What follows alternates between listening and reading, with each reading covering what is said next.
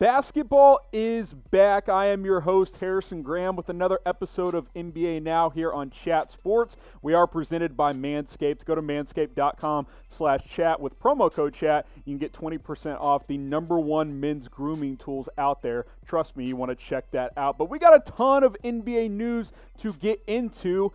Guys, the NBA Board of Governors, they approved. The season is set to officially return. Now, there had been momentum to this happening, but you never know until you cross T's and you dot I's. That has been done. The NBA is officially set to return in Orlando, with 22 of 30 of the NBA teams set to travel down there and resume the NBA season. Now, each of the 22 teams will play 8 games before the playoffs begin. So basically, the teams on the outside looking in are able to have a chance to move up the standings and get into the playoffs. We'll explain more of that in just a few moments. But first, here was Adam Silver's statement, or part of his statement, about the NBA coming to an agreement, saying the board's approval of the restart format is a necessary step toward resuming the NBA season. While the pandemic presents formidable challenges, we are hopeful of finishing the season in a safe and responsible manner based on strict protocols now being finalized with public officials. So, barring some major wave that we aren't seeing,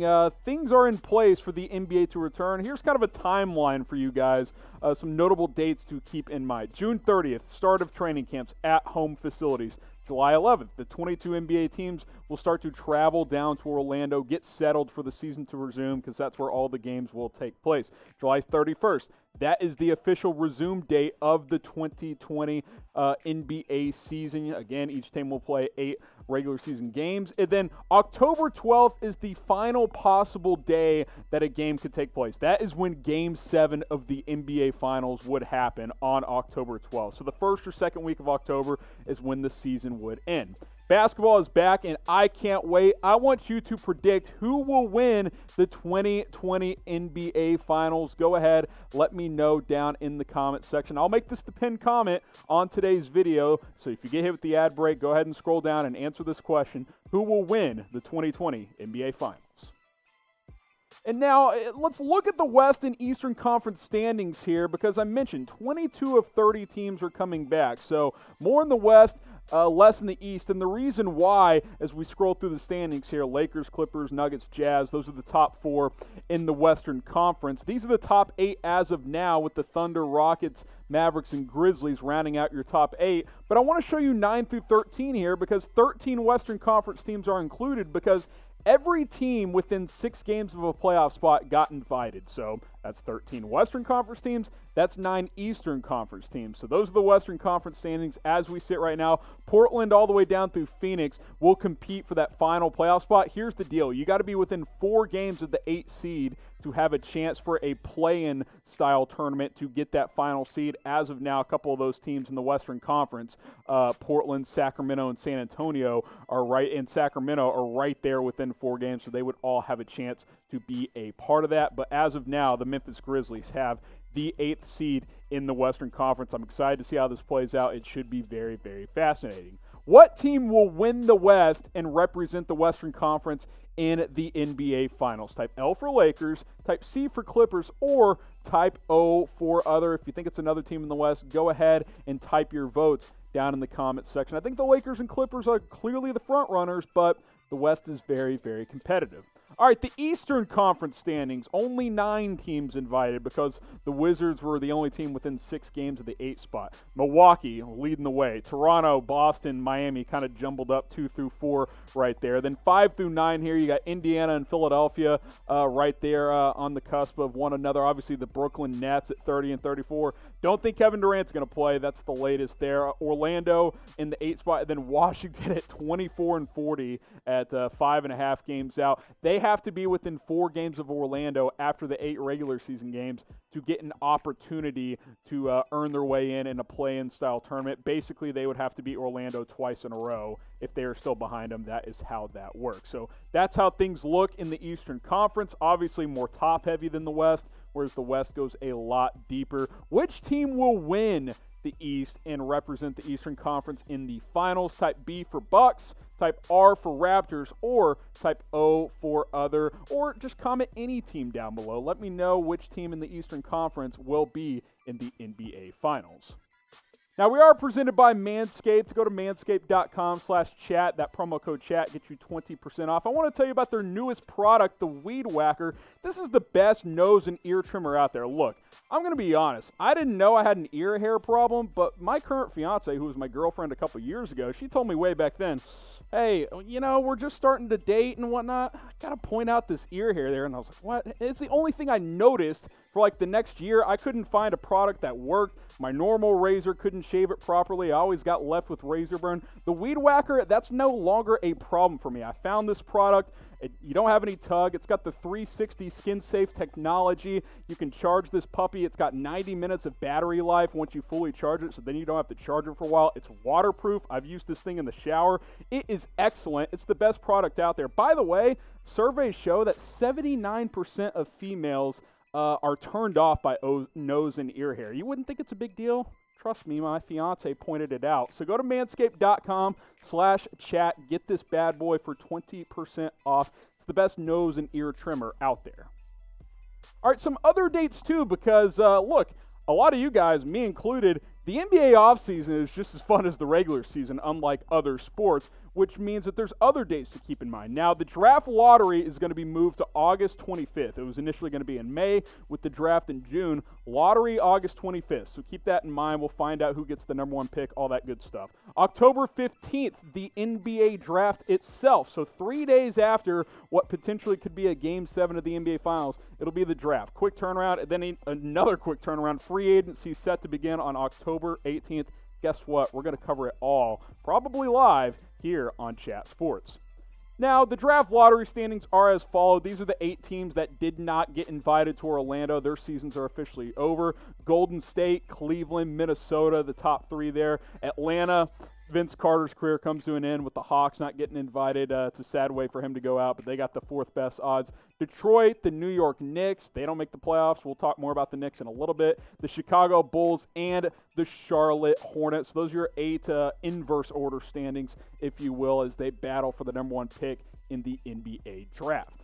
Which is better? What do you guys enjoy more? Type D for draft or type F for free agency? We cover it all here at Chat Sports. This fall is going to be hectic, but it's going to be a lot of fun with the NFL season and the NBA offseason. Type D for draft, type F for free agency. Also, make sure you subscribe because we're going to cover it all here on Chat Sports.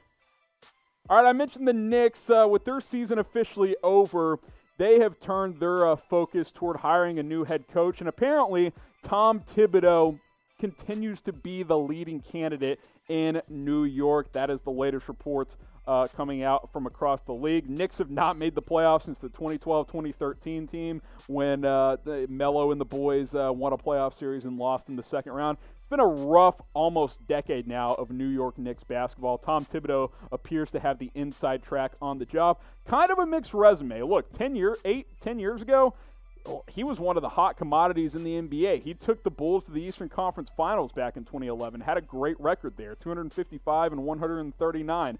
Not so great with the Timberwolves. Second year led him to the playoffs, but third year got fired in the middle of the season.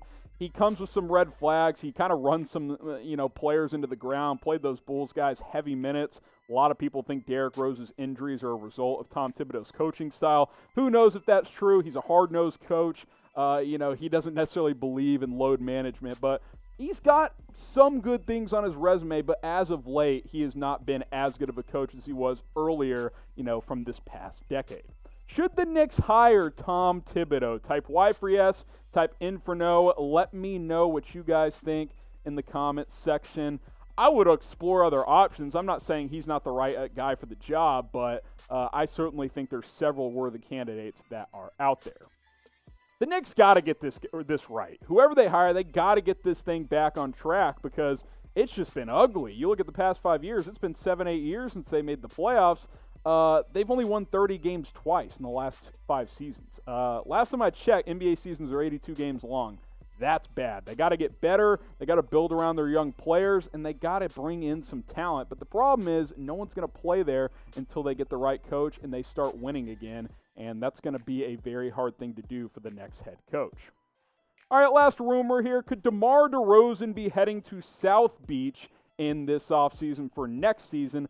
I think it's possible. This report coming out of Miami down there in Florida. Now, the Spurs and the Heat obviously are among the teams invited, so neither of their seasons are over, and obviously free agency won't get going until October. But the Heat are reportedly interested if he hits free agency. They got a lot of cap space with some players coming off the books like Goran Dragic.